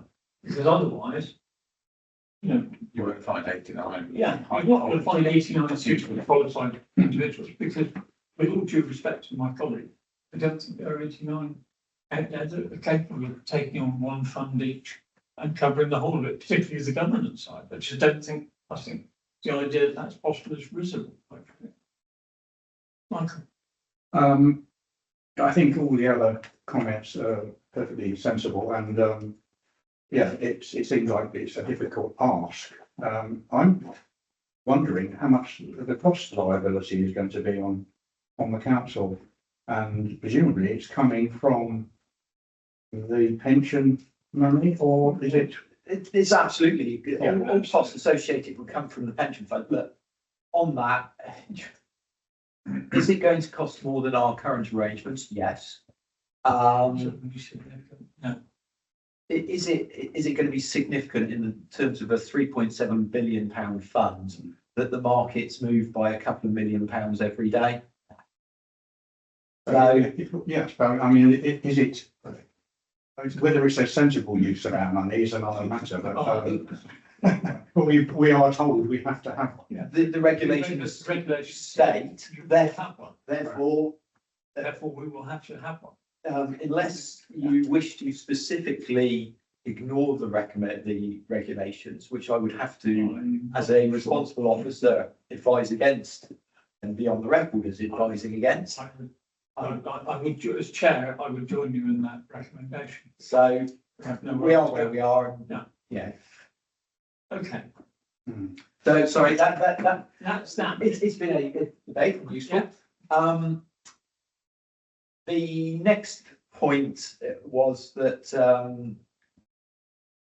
I'll finish off the guidance before I move on to the investment strategy. Sure. So the guidance is currently in draft form. What I am hearing is that we will definitely, take that as you will, definitely see the final guidance before the regulations come into force. So at some point in June. Okay. They still have 18 days. So Is it possible? Yes. I mean, on the basis that I'm not expecting the guidance to change very much, you sort of wonder why it's taking so long, but that's a slightly different conversation. And obviously, it would be my preference to see the guidance before specific actions, whilst preparations can take place. I think it would help if we saw the final guidance before we take decisions in any area. My personal view would be precisely that we need to see what the guidance is before we take a view. If that means there's a delay till the next meeting, so be it. And then, in the sense of the investment strategy statement, And this takes in the regulation now gives us until the 31st of March. So that is the deadline for putting in place a new investment strategy statement. We absolutely have to work with LPPI to do this, both on a regulatory sense, because the regulations clearly state that we have to take investment advice from our pool on the strategy statement. Earlier comments apply, we can ignore it.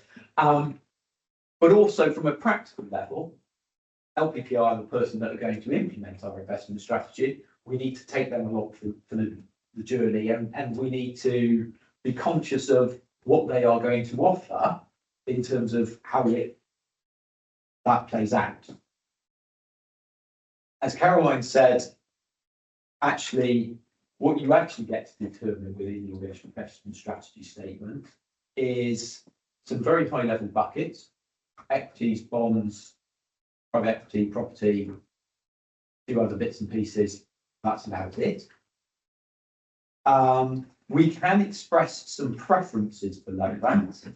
I think LPPI are, for example, expecting us to express a preference as to whether we wish to use how much of our equity investment we would like to have in passive as opposed to active management, for instance.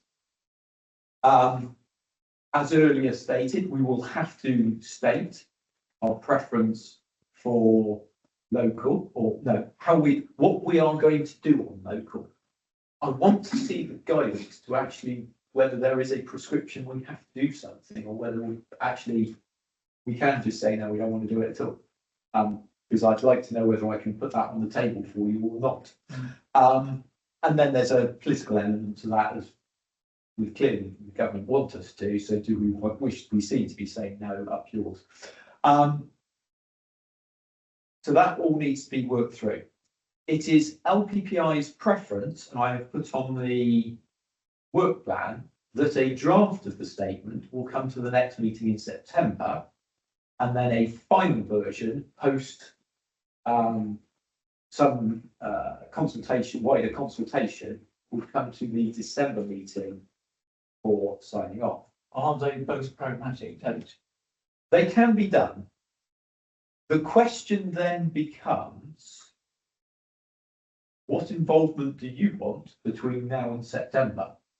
If you tell me at this meeting that actually what you'd like is as close to our current as I can muster, I can happily go away and deliver that. It wouldn't necessarily be my preference.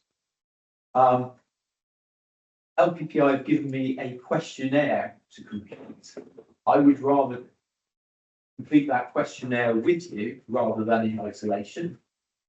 But by definition, that requires you to give up time between now and September, collectively. Okay, well, so how much involvement do you want? How much time are you willing to give me?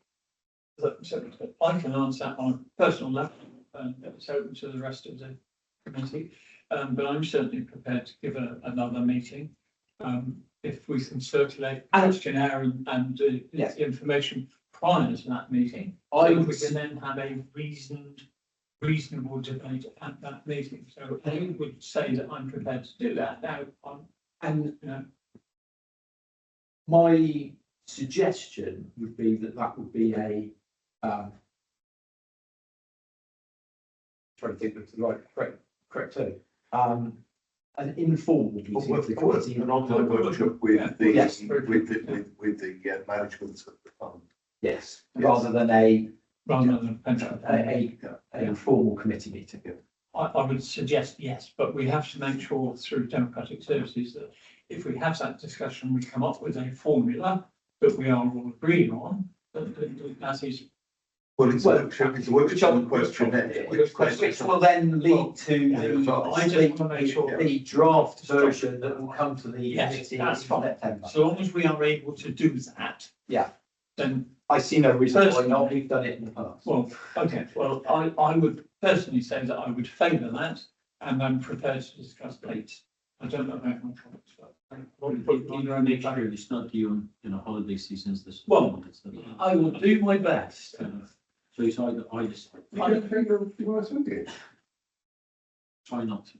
Right, so what I am taking from that is that I should liaise with LPPI, because I would suggest that it would be beneficial for them to at least hear our debate, if not participate. That we try and get a date in the diary for a online meeting, or is there a preference for in-person with an online option? So you need to have an online option given the time. The last thing I want is people not to be able to join because they're out of county for that day for whatever reason. Yeah. So I would suggest that we have an in-person meeting with an online option. Right? Yes. Yeah, Absolutely.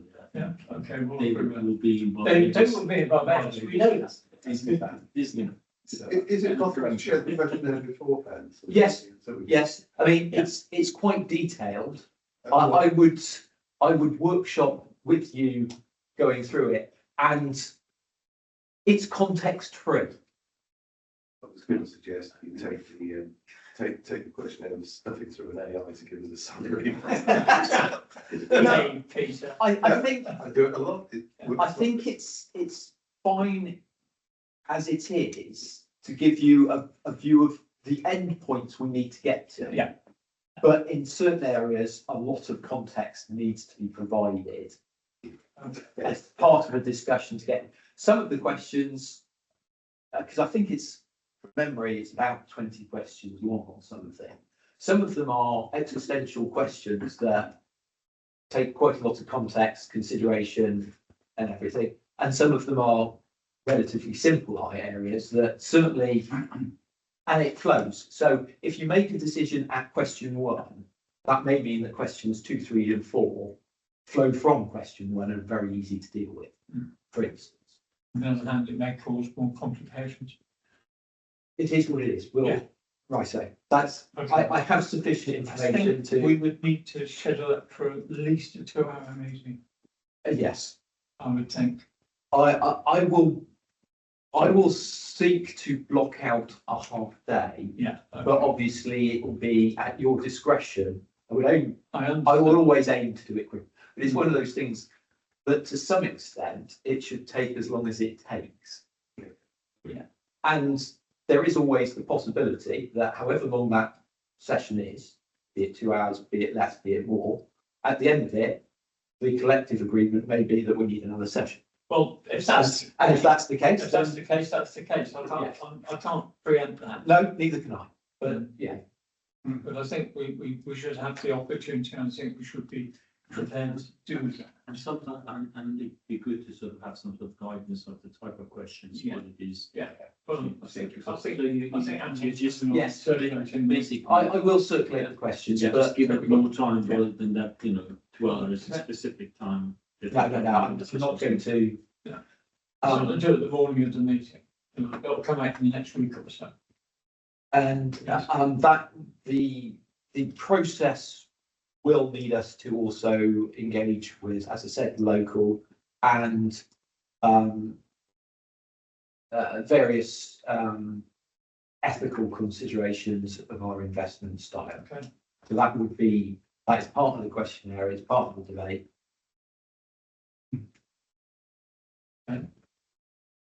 I think that's a clear way forward. Yeah.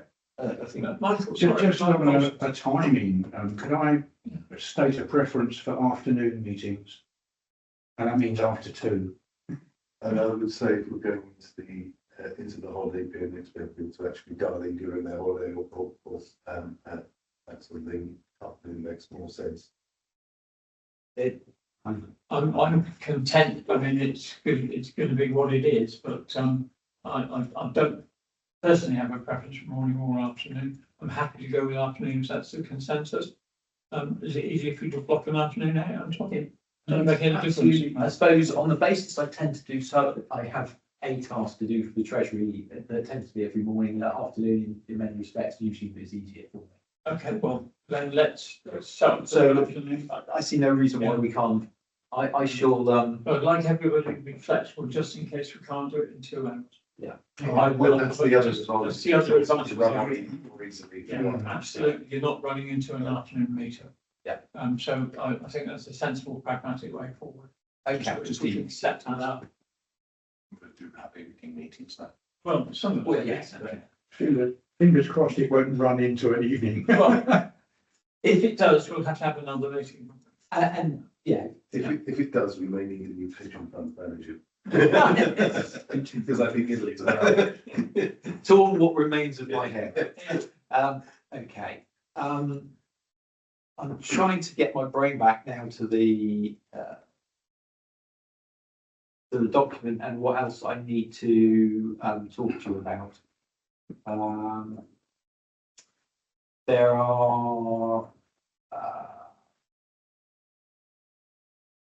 two other things I wish to quickly pick up. One is just to update you as to where we are with the audit. Well, the production of this year's accounts and audit. The audit starts on Monday. Unfortunately, at this point, I do not have a full draft of the accounts, but yeah, we've encountered some problems, which at the root of them, I suppose it's not surprising in that in the past we have had a new finance system, and the first close on that finance system has always been an interesting experience. Devon had a new finance system a year ago. They provide coding documents for us for various payments, pensions, etc. they make on our behalf. Their system has not been able most of the year to provide the information we need. We've only managed to resolve that down to a level I'm happy as of yesterday. So, but we will have a set of, we will have the final set of accounts some point next week. And the auditors are aware of the situation, and we will, it's all fine. And hopefully next year it will be smoother. And the only regulatory pressure on that is that Somerset Council has to produce a draft of its accounts by the 30th of June, and the pension fund accounts have to be an appendix to that. Without wishing to be rude, can you do that within the time if you've Yeah. only just got the information to No, as I said, I expect to have a full set of accounts. Okay. To an extent, Within a week. pension fund says account should be really easy. Should be, it should be Is the really transaction- straightforward, isn't it? For instance, Coding. our coding structure, so the categories of expenditure, we have about, of income and expenditure, we have about 90. I think the council has something like 5,000. Yes. So it is a much simpler business. We're getting there. Yes. So I'm not, I should have aggressively yes. I'm not unduly concerned, but I just wonder if we've had this issue with Devon's accounting system not being able to provide the information every year, is that something we should have been cited? We've been working with them through it for most of the year. I was thinking this committee, should this committee have been cited?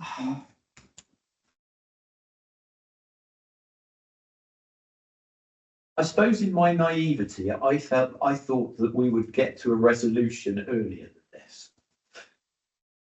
And therefore it wouldn't have been sufficient issue. And it's not an issue in that. So a week ago, I had millions of pounds of uncoded items. I now have £10,000 worth, which is below the triviality of the audit. I really don't care. And that will get sorted in the following year. So there's a point at which you say, right, we're going to close that, no further transactions, I'm happy now. And when it was £3.5 million last week, I wasn't happy. Yeah. Now it's 10 grand, I really don't care. And I'm happy to say that in a public forum. So was thinking in the context that we've reviewed the risk register. Yeah, and it's one of those things that's, yeah, But there's going to be that ongoing risk with the accounts. it's not our account, it's not our code, it's not our accounts that has changed. It's, and as I say, I suppose I shouldn't have been as naively optimistic that we would have got to this state months ago. I'm not. But it is what it is. And actually, one of the outcomes of this is that Peninsula Pensions have decided that rather than extracting information from Altair, the benefits database, exporting it into their system, and the finance system then producing the coding for us, we're just going to miss out the finance system. And therefore, everything becomes more controllable for Peninsula. That system has already been working all year, and therefore we know it works and we're happy with it. So, Yeah, I think, okay. in terms of, do I expect this to be an ongoing problem next year? Absolutely not, because we're just not going to be using that new finance system of Devon. As I say, I've twice been here within Somerset when we've changed the finance system. It never goes well. The first closing on it's always a nightmare. And I was perhaps just a bit naive that we weren't going to have some knock-on effects. Okay, I just want to scream when I hear coding is the issue, because in industry you sort the coding from the planning stage. Well, You confirm the coding with the authorization of spend. The coding's fixed after that. it's not, no, the coding is fixed. It's just that Devon's finance system for the same things uses different coding. And so we need to build a coding to tell it to tell us our coding rather than their coding. Oh, I see, right. That's a slightly different. And one of the problems, All the way down. one of the things that is always an issue with this, and again, I repeat that it's been an issue for me each time, is that the people working on implementing the system go, right, and then someone says pension fund, and they go, what, hey, what, who, what, why? oh, they want, Yeah, and so, and then we say, and we need this fixed, and they go, okay, right, let's put that priority number 731 and work on something else. And so, yeah, I'm not intimately involved with Devon's system. I'm not intimately involved with how, but Why that does is, government regulate pensions where it might help? well, Such as it look, yeah. they're going to allow us to separate our accounts from the council's accounts. So next year, I believe, if they get the regulation done in time, because they promised it, we will not be an appendix to the Somerset account, and our audit will be separate, which means our audit will be signed off in September every year, not in January. That means we'll get our annual report done in time. Lots of.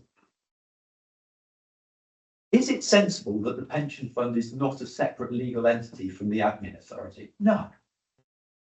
I mean, when I go to a financial conduct authority regulated business, they say we need to know your customer review. And we say we're a pension fund, and they say prove it. And I go, well, there's regulations, but I can't. They say, can I have your trustees? Well, we're not a trust. We are just a ring-fenced reserve of the council. That's the legal reality of what we are. It's bizarre. It's madness, but we are where we are, and we deal with it on a daily basis. The last thing I need to raise under this report, and I'm sorry it's been a bit of a plethora, but if I put a separate report in for everything, as part of the governance arrangements for LPPI, they are putting in place something that is not dissimilar to the Brunel Oversight Board. By preference, one of the committee should represent us on such. It is planned to meet 4 times a year. It is expected that 2 of those meetings will be exclusively online, 2 will be encouraged to be face-to-face, but I think online will be an option. It will have no decision-making powers. But it is part of the overall governance package. It is a method to allow you to have direct engagement with Brunel, with LPPI, sorry, swear box somewhere. In addition, there is, as I already provided to you, there will be an annual conference, which is taking place in September. I should warn that the person that decides to do this, that the September meeting will be I believe it's going to be the day after the conference in London, or perhaps even the afternoon of the second day. So they are coterminous for good reason, but if you've already decided you want to go to a conference, then that may be something you wish to reconsider or not. But I put that on the table because I'd like a live body. Yeah, well, on the basis that I continue to be a live body on Bob, I'll quite happy to do that, and I need to talk to you about the date. Yes, September, because I haven't Well, got it in my head off the top of my head. no, and yeah, at the end of the day, you can't make it. Anybody particularly exercised and wishes to go? I mean, obviously, the conference is something I've already circulated, and I know Yes. you just indicated their wishes to attend, you know. I know there are 2 people attending. Yes. And I think there may now be 3. Okay, thank you. If that's co-chairman, okay, thank you for that. So the recommendation here is that we note the progress and approve the business plan update. I think we're all content with that. Yes, and I know the sort of informal request I made of you and the responses there. given. I think they've been fine. So we move on to item 10 then, Anton, which is the finance and membership statistics update. And we want to consider this report with Treasury Pensions Manager. As you are well aware, actually, we've missed the paper, sir. We have missed the finance and membership statistics update. But there isn't, other than the usual graph of Just said. I'm sorry. 10, finance and membership. Yes, sorry, that I blame me if I wasn't listening. I was expecting to answer the risk register. I'm sorry, we're not at the risk register. No. We're at item 10. My ignorance, my brain, sorry. You should get pensions head. So the finance position, as earlier advised, I haven't got a final outturn, so I have not presented you the final outturn of the against budget of the 25-26 year. I will provide that to you in September, along with the full set of unaudited accounts. Although the audit will be broadly finished, because I believe they wish to provide their outturn report to the September audit committee. I believe they do. So obviously then there's just the membership statistics. The broad and continued theme of a growth in pensioners, a slight reduction in active members and a growth in deferred members continue to be in place, irrespective of what's happened in the individual court. I'm happy to take questions, but there's not a lot there. So, not going to that questions. David, Just what's been decided? So that is the person that Is undecided. yes. So that refers to a person who has typically left employment. Yeah. And has yet to say whether they wish to take a pension if they are eligible, of age to be eligible, or defer their benefits, or transfer them to another scheme, or more likely to another LGPS fund if they've switched employment from Somerset to Devon. And that looks like that runs roughly 2,000 people all the time. Yes, Is that right? yeah, Wow. and that's just the nature of it. I can assure you, it is not the same 2,000 people throughout the 3 years. That is very much mature. I was going to say, we'd be much more concerned if it was the same 2,000 people. So it is very much the churn. And actually, as Rachel was commenting earlier on the general sort of workload outstanding, I see that the number of decideds has dropped to a level nearer to 500. Yeah. Certainly for the last 2 quarters, rather than 2,000, as an indication that Minister pensions are making good strides at being more efficient, more up to date, on top of their workloads, etc., etc. So yes, but that is what an undecided is. Rachel and I'm going to make my excuses for the last item. Okay, well, thank you Peter for your attendance as always, and your contributions are always welcome. Safe travel. Right, Matt, if there are no other comments on item 10, the committee is asked to note the update. I think the questions have been answered, so we'll move on from that. We're going now to the review of the pension fund risk register. Item 11 on our papers. Thank you. So following the discussions at the last meeting, I have updated a couple of the risks. The discussions were very much that there were 2 items that the resolution date had passed, and we decided that we'd come back to them because they are do other things on the Fit for Future programme. Yeah. The appointment of the senior LGPS officer, etc., etc. So those changes to the risk register have been made. I have nothing specific that I wish to bring to your attention on the risk register. As ever, I am quite happy to take questions or discussion around any aspect. Okay, colleagues, questions from John?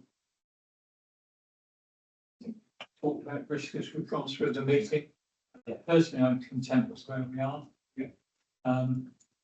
And we're asked to note that, so I think we'll do that. Okay, we'll move on to our final item for today then, which is the any other business of urgency. Now I know, Michael, you submitted a paper last night. I can't accept it in that form for a number of reasons. One, principally because we're not able to take it in, because I haven't been able to distribute that to all the members with the bottom part of the agenda pack. It's a, forgive me for saying so, but it's a very one-sided argument. There are a lot of potential questions which we do not have the answers and can't have a sensible discussion about today. So if you want to put that forward again for the next meeting, then please prepare something and get it into democratic service so we can make it part of the agenda. But I can't do it from last night to a sensible discussion today. No, it's very last minute. Oh, it was very last minute. I'm really sorry, but I just can't allow it as such. But if you want to pursue it, and I think it's a perfectly reasonable thing that you might wish to do, Yeah. then please, agendas were printed a week before the meeting by law, so you have to get that in long before. Well, So it will become a part of the agenda rather than. we can any other make business. we can make it part of the agenda. I don't have a problem for making it part of the agenda, but it's got to be a report. It's got to be balanced. I will say that obviously, as I said earlier, when we had the discussion at the informal meeting around the investment strategy statement, anything pertaining to our ethical beliefs or desires would need to be covered in that investment strategy statement. And so some sort of discussion at that meeting will be necessary. Quite. And because short or otherwise. Because, well, yeah, but by the same token, we can't take something on a single paper without understanding what the implications may or may not be to a wider part. So Yeah, but it's just basically to start the discussion, and I'm happy to start the discussion because I think it's not an unreasonable discussion and it forms part of our investment strategy potentially. Well, especially the London. So I'm going to repeat what I said, which is I will make one point that I think is relevant, is that we as a committee do not pick stocks and do not pick investments. So we don't. under the new regulations, that is expressly for LPPI.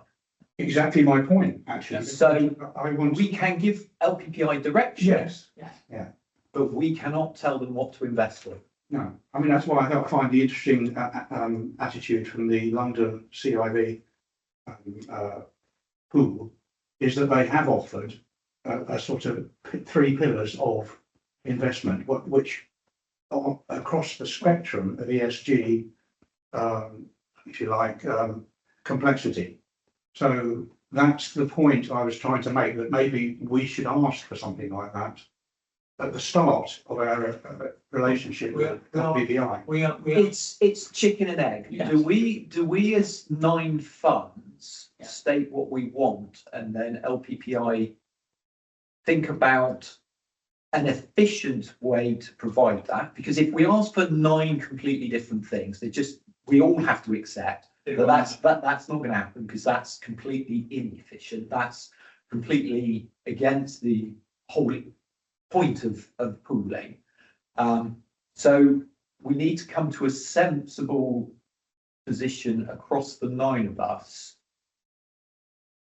of a range of things that meet enough of our requirements closely enough that everyone is accepting of that situation. Yeah. Because I would say content, but I'm not sure that will. And then, bearing in mind that I make no assumption as to what this committee as a whole will decide. I mean, the point is that any pooling system containing, in this case, 9 individual views. Even assuming we've got the 9 individual views, that they've come to a consensus, each of the funds will come to their own view. If we then end up pooling with the 9, then that decision about the investment strategy is something that we need to feed into as a conversation we're having at our next meeting, which is about that very thing, our investment strategy.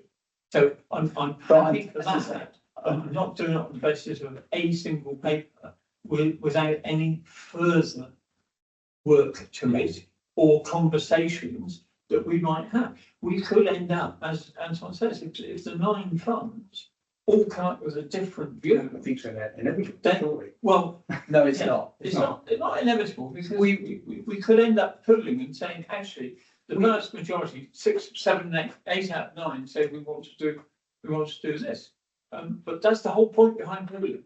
Within Brunel, where we have 10 funds that are not the same funds, it wasn't as explicit as what London CIV appear to have been putting out.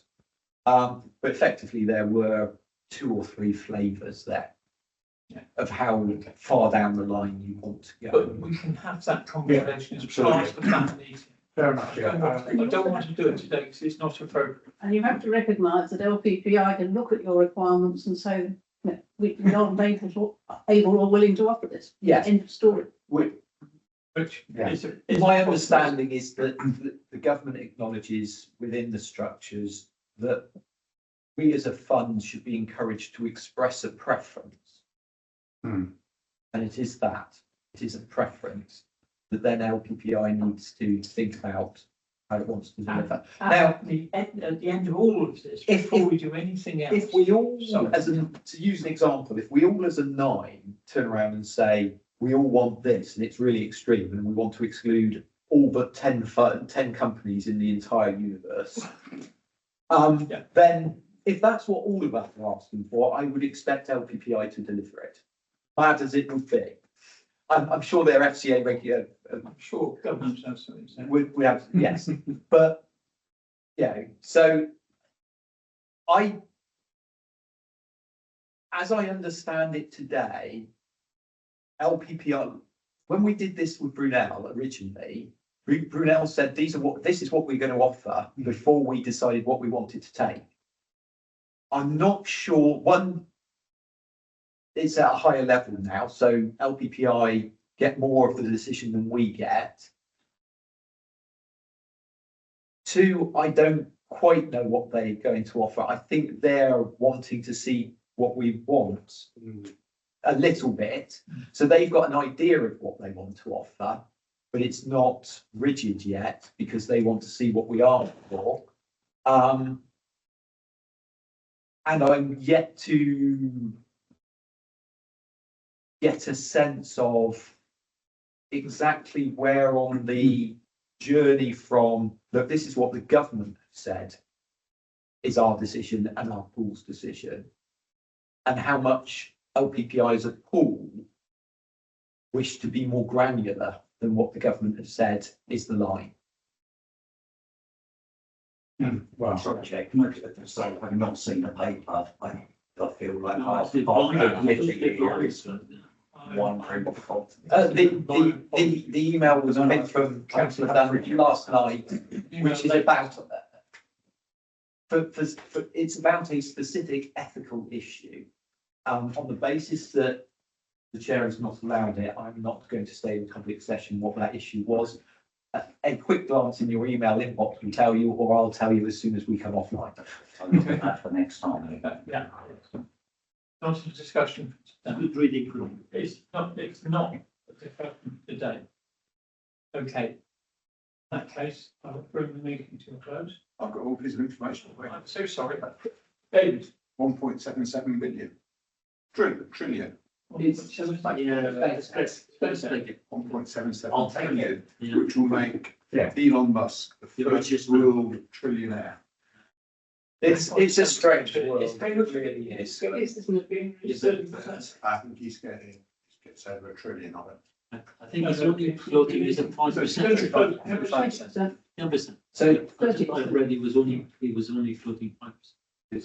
I think it's, my understanding is it's probably 30%, but only 5% of the voting rights. Yes. Ah, That's. Here we go. So, and Elon Musk is a trillionaire as long as SpaceX stays up. It is theirs It's that shares are making that. he doesn't have that. He does not have that in. I still think, I think you've got enough not to worry about. Yeah. He's probably not worried about what he's going to have to do. My daughter-in-law over at dinner one night said to me, I went to school with his wife. You mentioned that. Ladies and gentlemen, I'd like to thank you all as ever for your contributions to our present today. And look forward to our next meeting. There will be an interim meeting. And other than that, please safe travels, everyone. Have a great weekend. thank you, Chair. I'm not well enough to become a politician, or we can.